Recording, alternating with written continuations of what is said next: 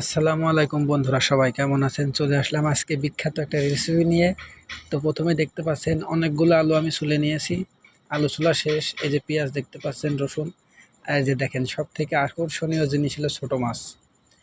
চোখের জ্যোতি শক্তি বাড়াতে চান তো ছোট মাছ খান, বুদ্ধি বাড়াতে চান ছোট মাছ খান, স্মৃতিশক্তি প্রখর করতে চান ছোট মাছ খান। ছোট মাছের কোনো বিকল্প নেই। দেখেন, আমরা এই সুদূর মালয়েশিয়াতেও ছোট মাছ খাচ্ছি। আর যে মাংস আছে, গরুর মাংস রান্না শেষ। আর আমি এখন ছোট মাছ রান্না করব। এটা আমার ছোট ভাই রান্না করেছে। তো তেল দিয়ে নিচ্ছি।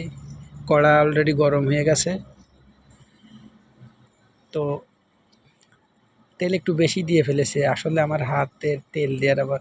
এই যে দেখেন, ঝাল কাঁচা মরিচগুলো আমি বাটনা বেটে একদম মিহি করে নিয়েছি। এই যে হলুদ, জিরা সব নাম লিখে লিখে রাখি আমি। তো মাছটা অলরেডি ছাড়ানো হয়ে গেছে বরফ থেকে। দেখেন, ছোট মাছ অনেক দিন খায় না, অনেক দিন খায় না। তো এটা 16 রিঙ্গিত দিয়ে কিনেছি। এটা মালয়েশিয়ার টাকায় 16 রিঙ্গিত। বাংলা টাকায় কনভার্ট করলে 1 টাকায় 30 টাকা। তো দেখেন, আসলে ছোট মাছ আমার খুবই প্রিয়, খুবই প্রিয়।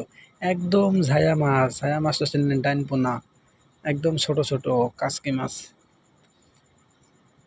এই যে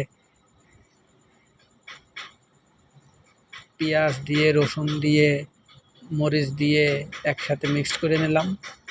একসাথে মিক্সড করে নিয়ে এখন এই যে একটু প্রথমে এটাকে কষিয়ে নিচ্ছি। এইটা যখন পেঁয়াজ রসুন একসাথে মিহি হয়ে মিক্সড হয়ে যাবে, তখন এই যে দেখেন, মাছ দিয়ে আলু দিয়ে দিয়ে দিলাম ভিতরে। এখন একটু পানি দিয়ে রেখে দেবো, অটোমেটিক তৈরি হয়ে যাবে। সে একটা স্বাদ হবে খেতে, আমি আন্দাজ করতে পারছি। অনেক স্বাদ হবে খেতে। তো বন্ধুরা, সবাই দাওয়াত রইল, আপনারা অবশ্যই সবাই আসবেন। আর দেখে লাইক কমেন্ট করতে ভুলবেন না, কিন্তু অবশ্যই লাইক কমেন্ট করবেন।